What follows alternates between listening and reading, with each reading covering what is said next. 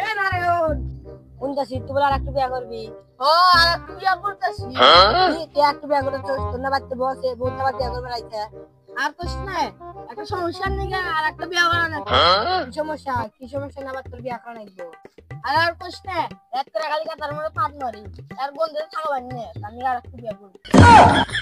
আপনার আর একটু বিয়া করা নাকবো। তুই কি বুঝবি বুঝলাম আমি কোমরে তলে যে পাতটা মারে এইভাবে কোনো মুখ ধোয়া থাকা নাই। কি কোমর জানে ভাত মারে ভাত মনে মেলা গন্ধ সেই জন্য তার একটু বিয়া করে যেতেছ। বন্ধু তুই এবার বুঝছস প্রতিদিন মুলা পাদে তো হাই গুণ বন্ধুতে পাত ভাগ জানা যায় আমি আর একটু বিয়া করে টাকা বিয়া করে আইছি। এ বন্ধু খারা হন তোরা বিয়া শাদী করা নাকবো না তোকে একটা টেকনিক দিই কাজে লাগা। কি কি টেকনিক এই টেকনিক ব্যবহার করলে আমার বাবা আর পাত দিব না ক বন্ধু পাতও দেবো না আর তোরা একটু বিয়া করা নাকবো না। সাংঘাতিক টেকনিক তো তাহলে আমার তো টেকনিক দু বন্ধু কমু কইলা বাকি জানি কস দূর বন্ধু তাড়াতাড়ি গ আমি কিছুই কম না মেলা বিপদ আছে কি উত্তর নাই তাড়াতাড়ি গ বন্ধু তাহলে হন তোমার একটু কষ্ট বলিবি।